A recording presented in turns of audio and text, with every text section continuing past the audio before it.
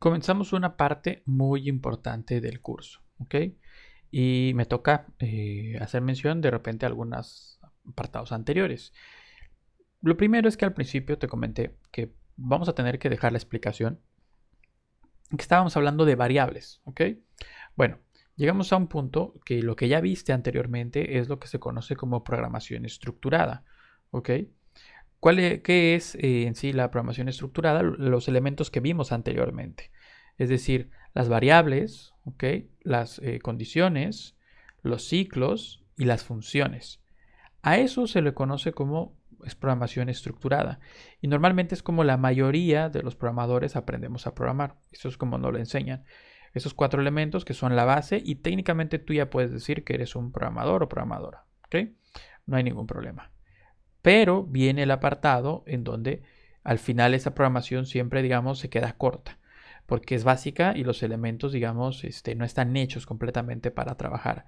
Pero bueno, Python en sí es un lenguaje orientado a objetos, ¿ok? ¿Qué quiere decir eso? Que en realidad nosotros nos estábamos aprovechando de la flexibilidad de Python para no utilizarlo orientado a objetos, ¿ok? O por lo menos que tú supieras que era orientado a objetos. Por ejemplo, ¿te acuerdas cuando definíamos un elemento? Vamos a poner aquí abajo, x igual a 10. Yo te decía, eso es un entero, ¿ok? Es una variable del tipo entero. La realidad es que no, esto en realidad es un objeto de la clase entero, ¿ok? Eso es lo que está pasando en realidad. Esto es un objeto. Python no tiene variables, ¿ok? Python maneja objetos. Entonces, puede ser que en funcionamiento ya lo viste. Funciona como te decía y va a funcionar igual. Pero en la teoría hay una diferencia entre una variable y un objeto. ¿Ok? Hay de hecho bastante diferencia. Los objetos en sí normalmente aparte se consideran, por ejemplo, como si tuvieran vida. ¿Ok? Cuando tú inicias una variable aquí, o cuando inicias un objeto, se dice que le estás dando vida a un objeto.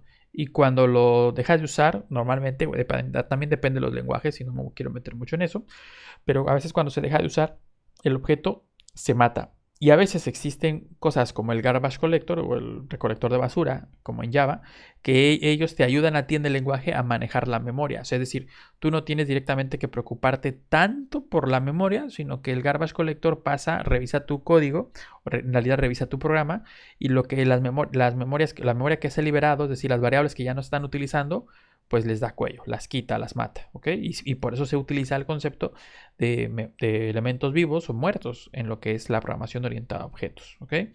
Y la programación orientada a objetos, como mencionamos, pues es mucho más que eso, ¿vale? Pero por ahora vamos a comenzar con solamente definir los objetos. Todo lo que tú ya habías hecho definiendo variables, ¿ok? En realidad son objetos. Como te comenté, en Java en Python no existen variables, existen objetos.